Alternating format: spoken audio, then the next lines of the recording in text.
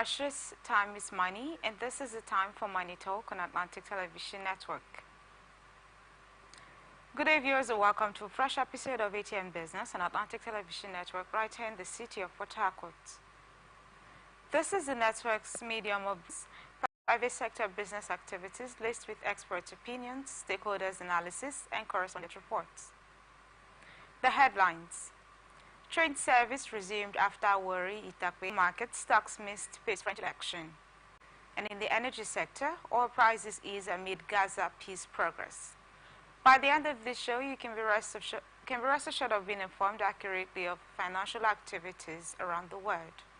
I am your host, Susan Abbey. We'll take a short break, and when we return, we'll reel out the details. To stay tuned.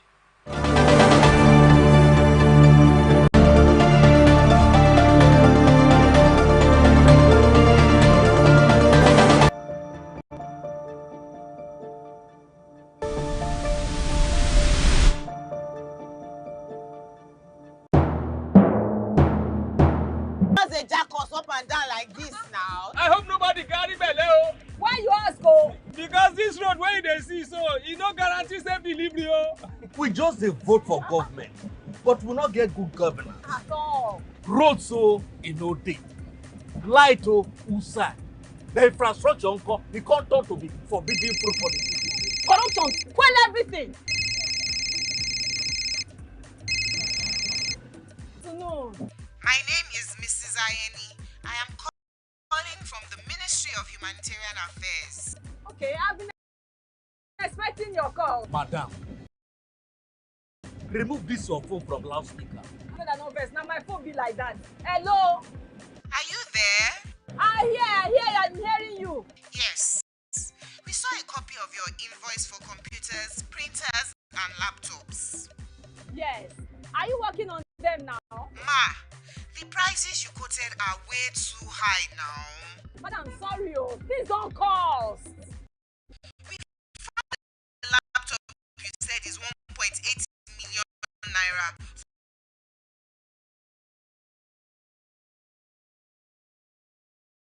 For 600,000 naira. Hello?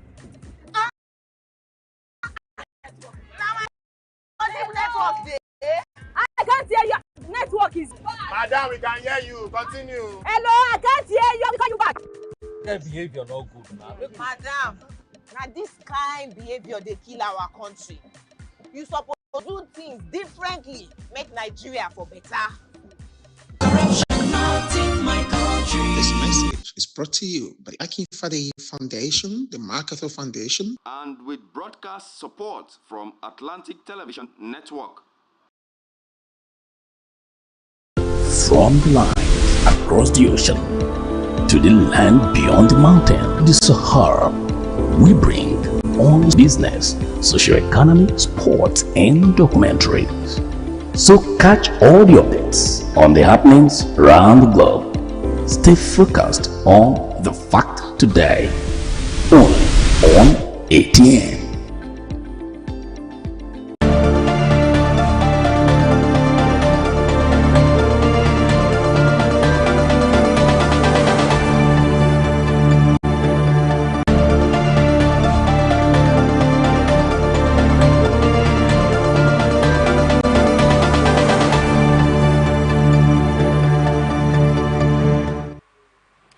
Welcome back. Now let's go into market reports, local and international business news for today. Federal government has reassured passengers of the Warri Itakpe train service of the safety as operations resume on Monday following a recent accident at the Major General David Ejo rail station. Minister of Transportation, Senator Ahmed Al-Khali, conveyed this assurance during an inspection at the Agbo Abraka rail station on Sunday, to ensure that operations return to normal. We are acting on the directive of the minister who expressed concern over Thursday night's accident. Al-Khali highlighted that the Nigerian Railway Corporation (NRC), responsible for all rail service, for the significance of the Warri Itakpe Railway in the national infrastructure network, expressing gratitude that the accident did not result in casualties. He praised the NRC for promptly reporting the track using internal resources and confirmed the service's resumption on Monday. Regarding security challenges along rail routes, Alkali assured the public of ongoing efforts by security agencies to address the issue. He encouraged the public to continue using the trains and disclosed plan. Freeborn Okiria echoed the commitment to safety, urging Delta State residents to take ownership of railway facilities to enhance security. He attributed operational limitations to security concerns and emphasized NRC's efforts to increase coach capacity. In conclusion, the government officials affirmed their dedication to ensuring safe and efficient rail services, acknowledging the cooperation of security agencies and ongoing infrastructure development plans.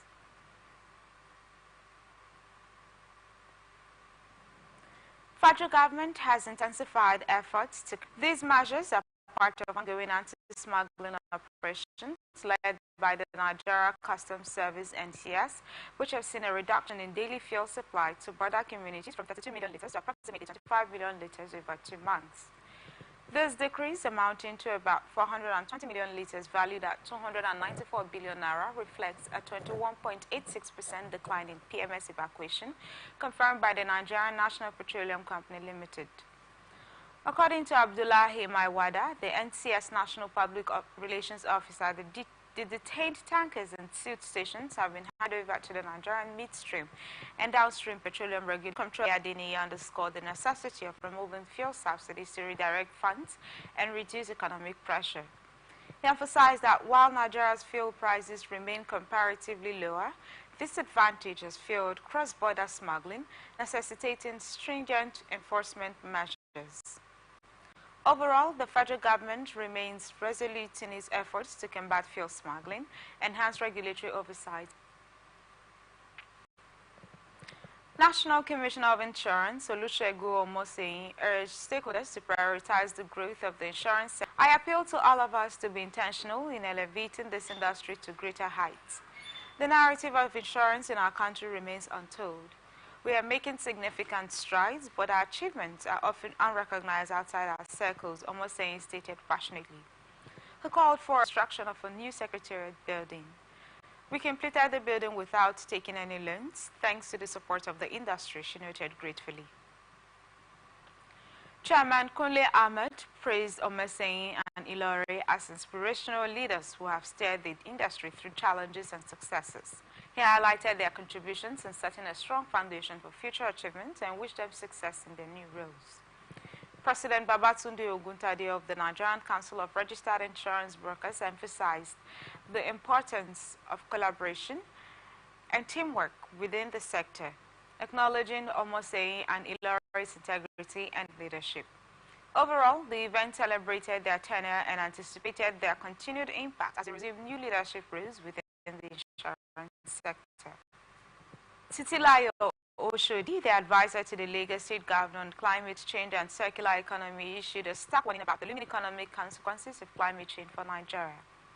Speaking at the 36th edition of Platform Nigeria, Oshodi emphasized that without swift action, Lagos State could face economic losses ranging from $22 billion to $25 billion. These losses were primarily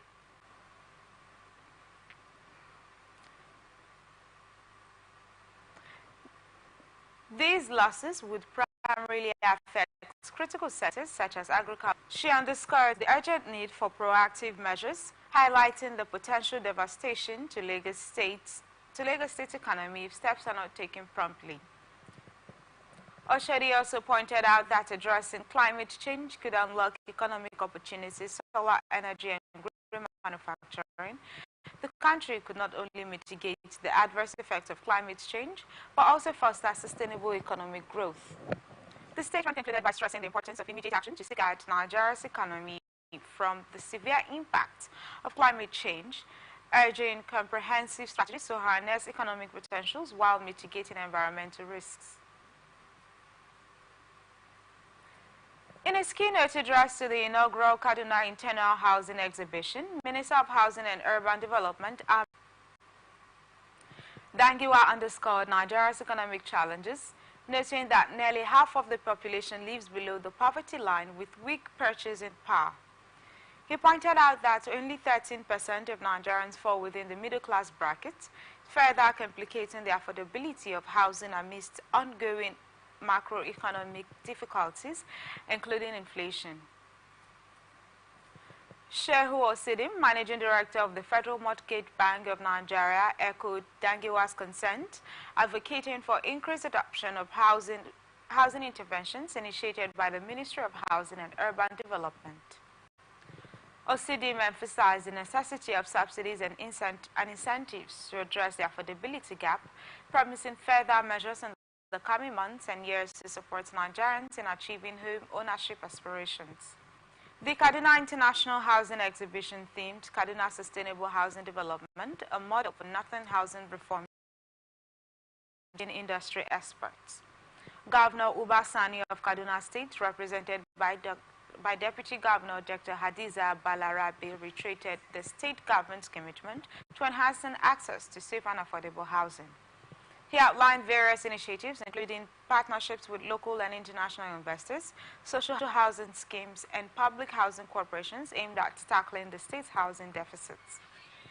Speaker of the House of Representatives, Abbas Tajuddin, represented by Abdul Mumin Jibrin, Housing and Habitat, affirmed that adequate housing is not just a necessity, but a fundamental human right crucial for sustainable development and social cohesion. Tajuddin stressed the importance of creating environmentally friendly, socially inclusive, and economically viable communities to address Nigeria's housing challenges.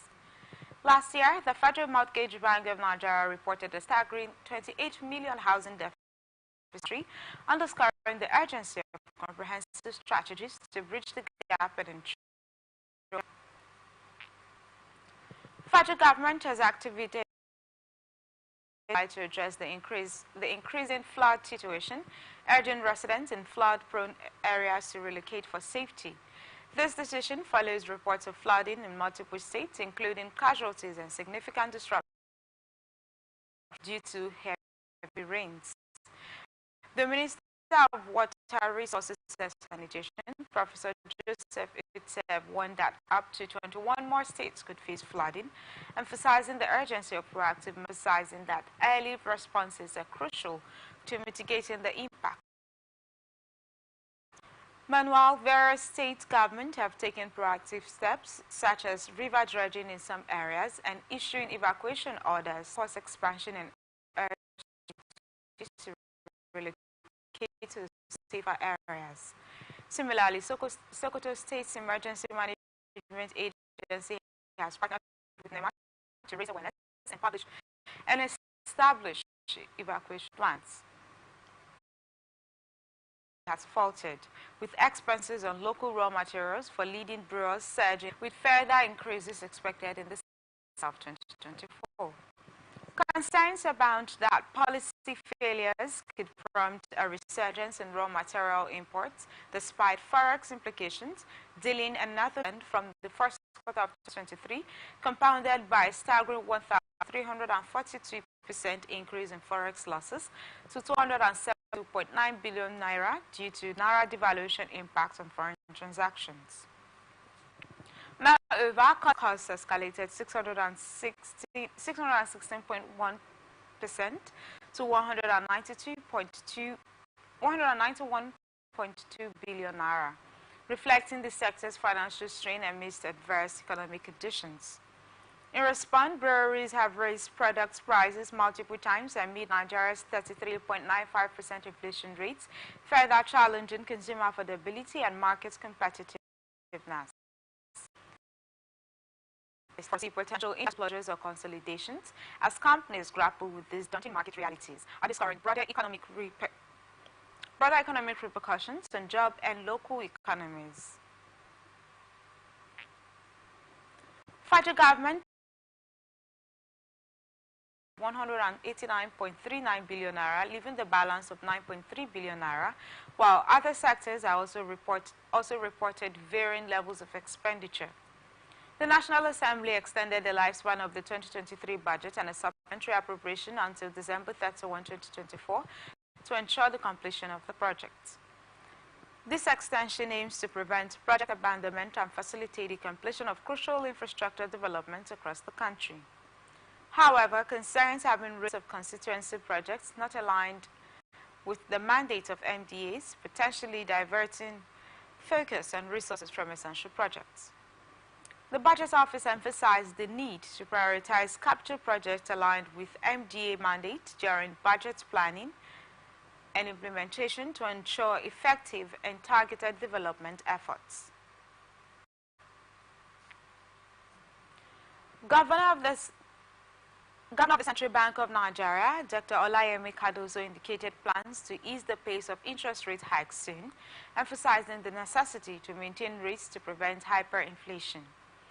Speaking at the launch of Ray Echebiri's book, The Power of One Man, How the Soludo Engineered Consolidation Transformed Nigerian banks to global players in Lagos, Cardoso, represented by CBN's Deputy Governor of Financial Stability, Philip Ikeazo, underscored the importance of price stability, exchange rate stability, and economic growth in the face of current economic challenges. Cardoso highlighted the critical need to avoid hyperinflation approach in tightening monetary policies to curb galloping inflation, aligning Nigeria's strategy with international practices. Addressing the duration of sustained rate hikes, Cardoso referenced global trends where central banks prolonged rate hikes before any reduction. Earlier statement by Cardoso affirmed the CBN's commitment to sustained rate hikes until inflation is curbed, reflecting a shift towards orthodox monetary policies. Recent data from the National Bureau of Statistics showed headline inflation rising to 33.95% in May 2024, prompting the Monetary Policy Committee's decision to increase the benchmark lending rate to 26.25% in response. Former President Olusegun Obasanjo advocated for effective fiscal and monetary policy coordination to bolster economic stability, applauding Professor Chukwuma Soludo's 2005 banking sector consolidation for enhancing sector stability. Lagos State Governor Babajide Sanwo-Olu echoed the call for decisive CBN actions to stabilize the economy amid current challenges faced by the private sector. Soludo, reflecting on past reforms, encouraged ongoing efforts by the CBN to recapitalize banks and sustain economic growth amidst evolving economic dynamics.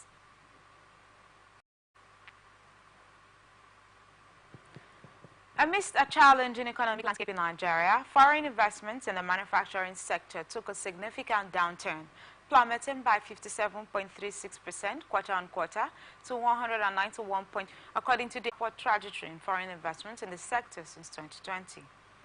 For instance, investments totaled 913.88 billion naira in 2020, 40.66% of 3.91 trillion naira in 2023. However, the trend took a sharp reversal in the first quarter of 2024, where foreign investment of 191.92 billion naira in the manufacturing sector accounted for only 5.68% of the total capital importation of 3.38 trillion naira for the quarter. This decline underscores broader challenges facing the sector, including macroeconomic stability. Director General of the Manufacturers Association of Nigeria, MAN, Mr. Segun Ajayi-Kade, highlighted economic conditions. He stressed the critical need for policies that enhance competitiveness, sustain investments, and attract new inflows. In conclusion, while the manufacturing sector has shown resilience and potential in previous years, the recent decline in foreign investments underscores the urgent need for targeted interventions to address system.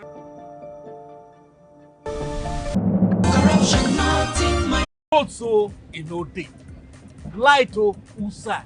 The infrastructure it can't turn to be forbidden fruit for the city. Hello?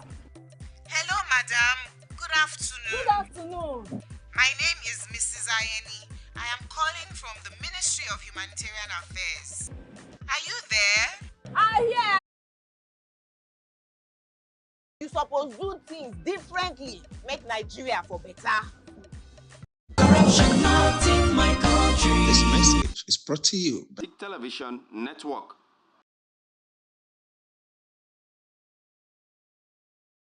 I say nothing. Okay now, we'll go block later. You remember that contract we will do that time now? They don't pay. But first, you see the house rent with the old things. We go first call caretaker, take the money, slap him. Beg, see, you know, say I get annual levy. Then pay you money now. Why we don't they beg caretaker? Why would they beg landlord, old man, and they agree give us time? Money can't come now. You won't divert time. You said na corruption. Corruption, not in my house and not in my country. Sure? Sure. Corruption not in my country. This message is brought to you by the Atn Foundation, the MacArthur Foundation, and with broadcast support from Atlantic Television Network.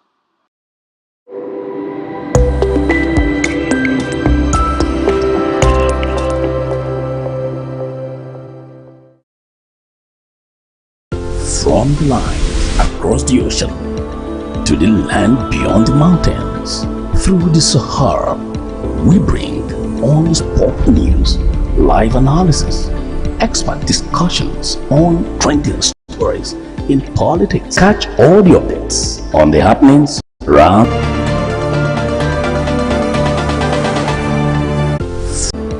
to the land beyond the mountains, through the Sahara.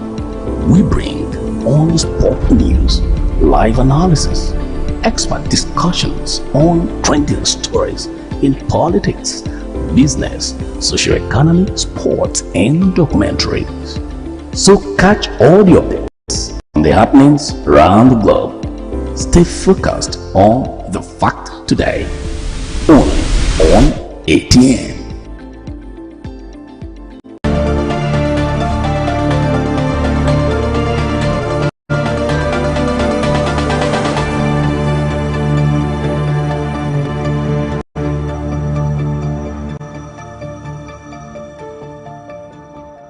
$56.580 trillion naira, down from 56.691 trillion naira the previous week.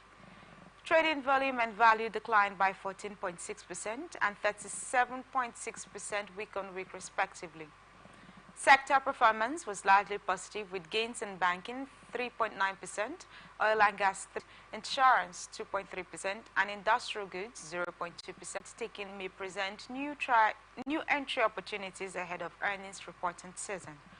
Portfolio repositioning amid volatility and pullbacks should be guided by global and domestic trends and events.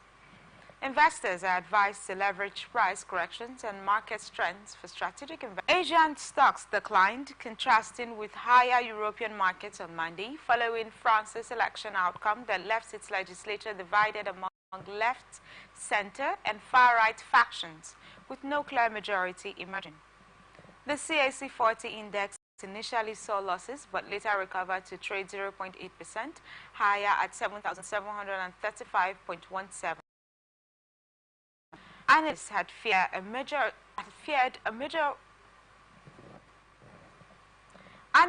feared a majority win for either the left-wing New Front National or the anti-immigrant National Rally, which could have led to increased deficit spending and a sell-off in French government bonds.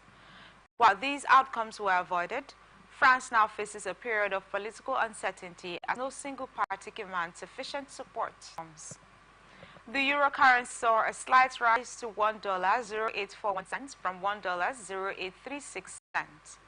In other parts of Europe, London's FTSE 100 rose 0.2% to 8,217.77. In contrast, Tokyo's Nikkei 225 fell 0.3% to 40,780.70, despite nominal wage growth amidst falling real wages due to a weakening yen and higher commodity costs. Hong Kong's and Shanghai's Composite Index declined 0.9% to 2,922.45, but also signs of slowing wage growth and an up.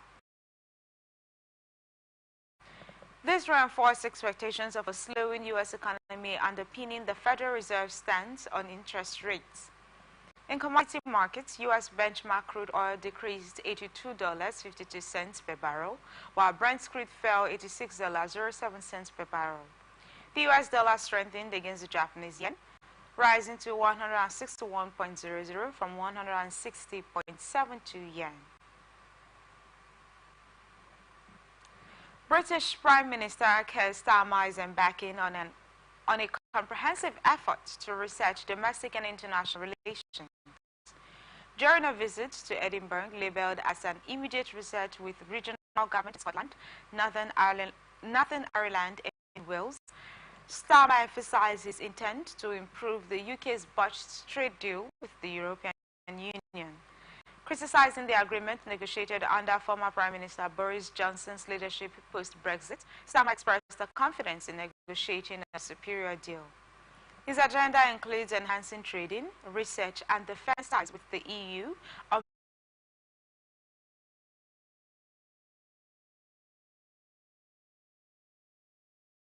Labour triumph in the UK Parliament elections, the Scottish National Peace exacerbated by global economic downturns and past conservative policies. He pledges decentralization of power to regional leaders and plans to engage with mayors across England, priorities with Israeli Prime Minister Benjamin Netanyahu and Palestinian President Mahmoud Abbas, advocating for a Gaza ceasefire and increased humanitarian aid.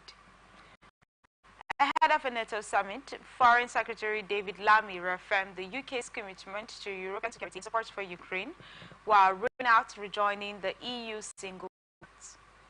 While emphasizing comprehensive reforms domestically and pragmatic diplomacy internationally, navigating complex challenges inherited from previous administrations, while setting new directions for British governance and global engagement.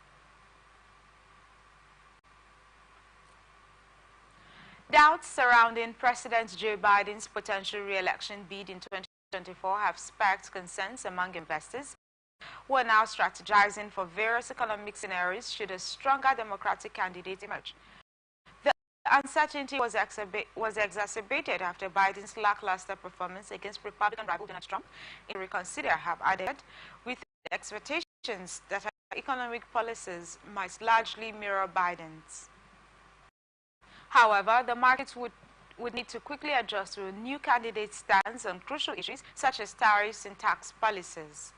Market analysts anticipate that a change in candidacy could induce short-term volatility, potentially impacting stock valuations already deemed high by historical standards. The prospect of a dividend government emerging from such a scenario could offer market stability, particularly by curbing drastic policy changes.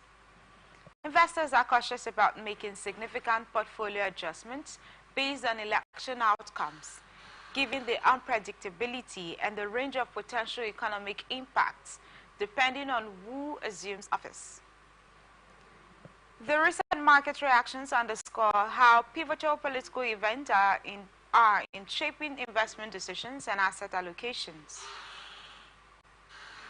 In summary, the evolving political landscape and its potential implications on economic policies are prompting investors to prepare for diverse scenarios, underscoring the need for flexibility and vigilance in navigating market fluctuations amid political uncertainties. China's central bank, the People's efficiency of open market operations, and maintain ample liquidity within the banking system, acting as a pivotal benchmark.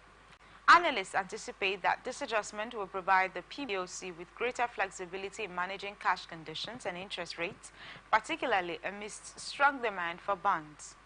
According to the PBOC statement, these temporary repos and reverse repos will primarily involve overnight loans and will be implemented based on prevailing market conditions.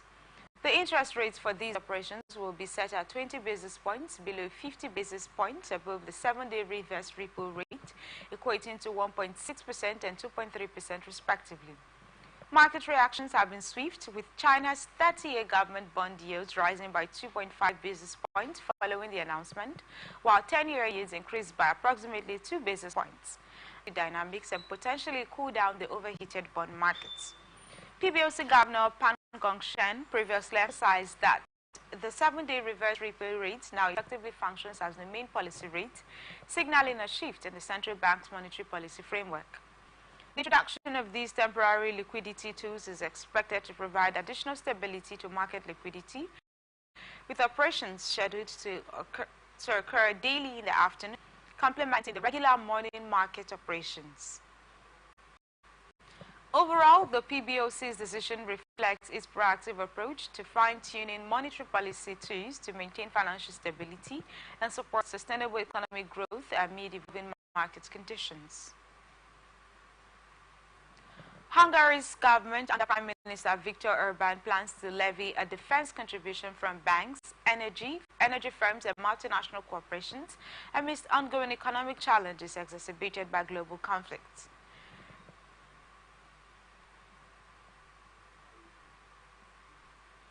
George Lee Gluyas, Orban's chief of staff, announced that multinational companies profiting amid current wartime conditions will be required to contribute to the state's defense fund. The initiative comes as Hungarian banks have seen increased profits due to elevated interest rates set by the central bank to combat inflation, which surged following disruption in fuel supply after the Ukraine conflict began. Similarly, energy companies have benefited from higher electricity prices. Despite these economic gains, Hungary faces significant fiscal constraints with a budget deficit consistently